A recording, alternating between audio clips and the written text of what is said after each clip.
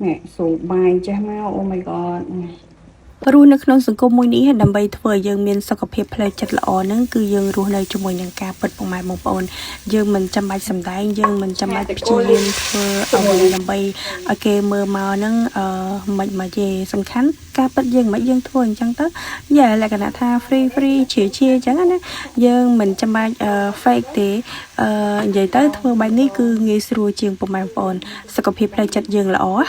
អញ្ចឹងចូលមកដល់ម្ហូបរបស់យើងថ្ងៃនេះគឺឆាប៉េងប៉ោះជាមួយនឹងថ្លើមជ្រូកហើយនឹងសាច់គោពុកម៉ែបងប្អូនដោយសារខ្ញុំចូលចិត្តញ៉ាំថ្លើមជ្រូកអញ្ចឹងនៅពេលដែលយើងឆាសាច់ដាក់គ្រឿងហើយរងាស់វាឲ្យឆ្អិនដោយសារថ្លើមជ្រូកគឺទាមទារឆ្អិនល្អមែនតើប៉ុន្តែសាច់គោគឺអត់សូវក៏បានដែរប៉ុន្តែ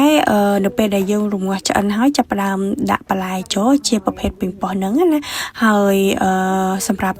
ការដែលខ្ញុំឆាហ្នឹងគឺពុកម៉ែបងប្អូនលក្ខណៈថាគ្រឿងអត់ដាក់មួយមុខបន្តិចទេគឺយើងលាយជាទឹកសោះចូលគ្នាមួយកូនចានហើយចាក់ពីលើហ្មងតាមម្ដងជាការស្រេចហើយសម្រាប់ប៉េងប៉ោះវិញយើងចង់បានអត់សូវផុយក៏បានឬមួយក៏រៀងអាលួយក៏បានដែរទៅតាមចំណង់ចំណូលចិត្តហើយចុងក្រោយគឺយើងដាក់ស្លឹកខ្ទឹមចូលពុកម៉ែបងប្អូនសម្រាប់អាហារប្រភេទនេះគឺយើងញ៉ាំជាមួយនឹងបាយក្តៅទៅត្រូវមែនតើសង្កេតឃើញថាតែ2នាក់ទេប៉ុន្តែឆាច្រើនមែនតើ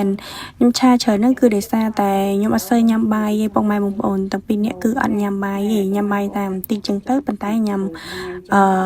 ម្ហូបច្រើនដោយសារតែញ៉ាំបាយច្រើនទៅវាខ្លាចឡើងគីឡូបាយវាមានជាតិស្ករច្រើនអញ្ចឹងណាហ្នឹ